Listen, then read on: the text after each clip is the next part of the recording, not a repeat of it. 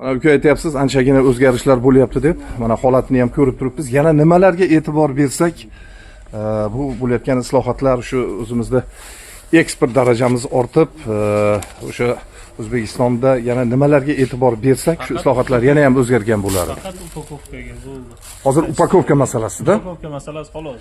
Endi bu Rossiyadagi savdogarlarimizni, bunday aytganda, prodyuserlarning fikrida. Qadoq masalasini aytdik.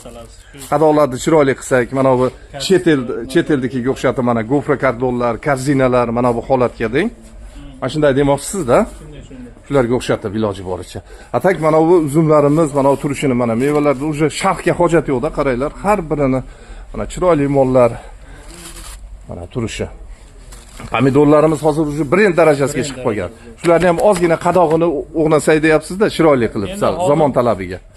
Buni qadog'ini zamon talabiga qarab o'zgartirsa ham bo'ladi, o'zgartirmasa ham, lekin brend darajasi hozir buni ustini o'zi o'shanga beryapti-da. O'shanga beryapti. Limoni bilan shu o'sha O'zbekiston hukumatida boshlangan meva sabzavotlarimizni, qishloq xo'jaligi mahsulotlarini eksportini rivojlantirish, ham ichki bozor, ham tashqi bozorda sotilayotgan mevalarimizni sifat darajasini dunyo standartiga mos keladigan qilib chiqarish borasida boshlangan islohotlar, prezident xalq tomonidan boshlangan islohotlar mana Rossiyalarda davom etyapti. Mana bugunga kelib savdogarlarimizni ta'kidlashicha, mana bunday bo'lib, chiroyli bo'lib, bejirim bo'lib, mevalarimiz yana ham o'sha yaxshi kelishni boshladi deyishyapti. O'tgan yilgi, avvalgi yilga 5 yil, 10 yil oldingiga qaraganda deb. Mana o'zlaringiz baho berasizlar. Pomidorlarimiz brend darajasida o'zbek pomidorlar. Damizki uzumlarimiz 24-yanvardagi holatini ko'ring.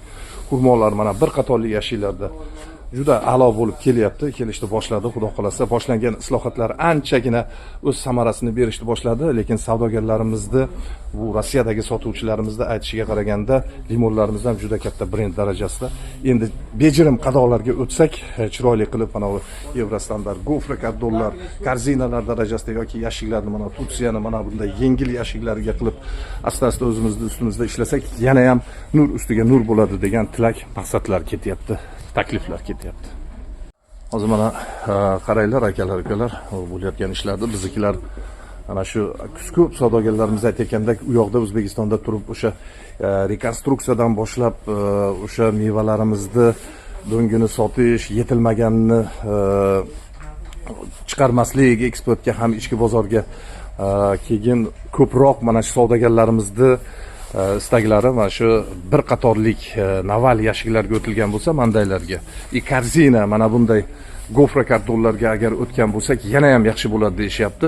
Lekin avvalgilarga, o'tgan yilga, avvalgi yilga 5 yil oldinga, 10 yil oldinga qaraganda anchagina sifat darajamiz o'zgarganligini aytib turishdi. Mana bu chetdan kelgan tovarlar, qaranglar, qadoqlarda. Mana shularga asta-asta o'tishimiz kerak deyilyapti-da, bejirim hammasi.